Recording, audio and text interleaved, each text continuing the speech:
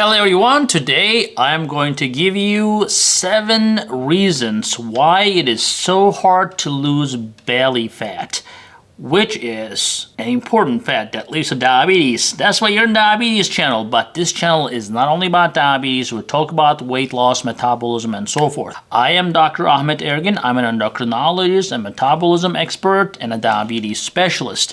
So let's dive into why it is so freaking hard to lose this damn belly fat. Now, number 1, the belly fat is actually a hormonal gland. Yeah, you heard it right. It is actually the fat cells in our body, especially the belly fat, the visceral fat we call this, which is the fat around your organs that are pushing out from your belly. The visceral fat actually works like a hormonal gland. They secrete a lot of enzymes and cytokines and proteins that actually creates insulin resistance.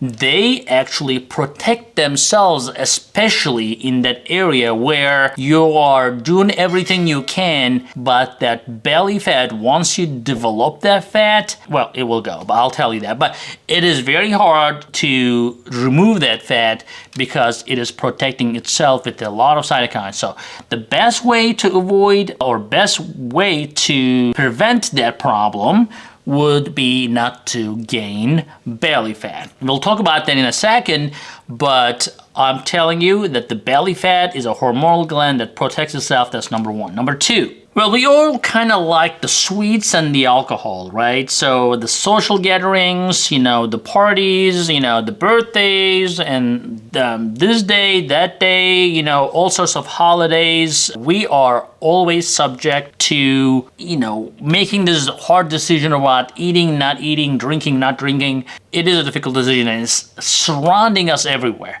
So every time you say, oh, it's a one time, it's not gonna hurt me, it's gonna hurt you. And that thing that you eat, the alcohol and any sweets, any carbs, goes right to your belly. Your belly fat will accept it graciously and will not let it go.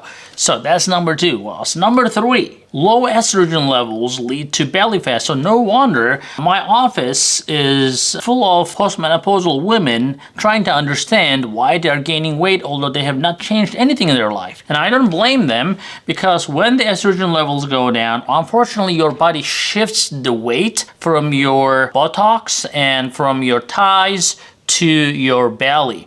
And sometimes the hormone replacement helps, but most of the time, even when you take hormone replacement, most women will see an increase in the size of their abdominal area due to change in their life. And number 4, the diet only will not get rid of the belly fat. You have to exercise. Now, a lot of people have tons of exercise excuses not to do exercise, right? But you have to. If you're not doing cardio, if you're not getting your heart rate up to 120, 130 for at least 30 minutes to an hour, that belly fat is not going to go away. So yes, you have to diet right, avoid all the bad carbohydrates, the sweets, the alcohol, but at the same time, you have to learn to make a priority to exercise every day, and especially cardiac exercise, to get rid of the belly fat. Now, number 5 is the cortisol. Now, cortisol is a stress hormone and unfortunately makes fat cells thrive, especially in that visceral area,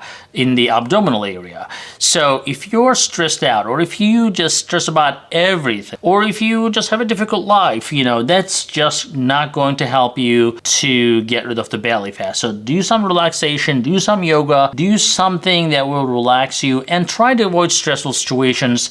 That will definitely help you in the long run to avoid that belly fat. But number 6, sometimes you cannot really beat genetics, or actually pretty much never. You cannot beat your genetics. So if your mom was an apple-shaped person, if people in your family have significant abdominal obesity, sometimes it's just in your genes.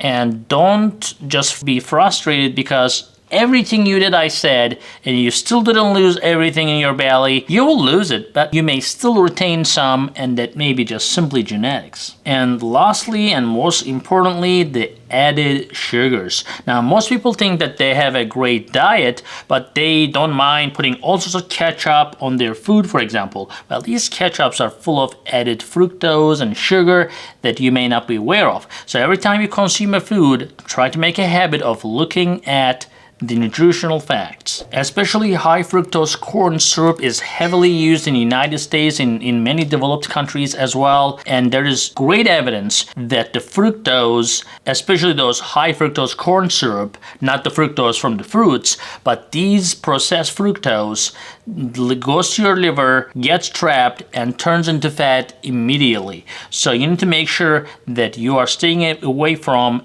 everything that is processed that gets on your table. So guys, I hope this helps, and I hope you like this video. Give a thumbs up, share, and we'll see you in the next video. Hey guys, I hope you're enjoying this channel so far, and I hope you subscribed already. If you didn't, do it. And if you did, watch this video right there. I think that will help you too.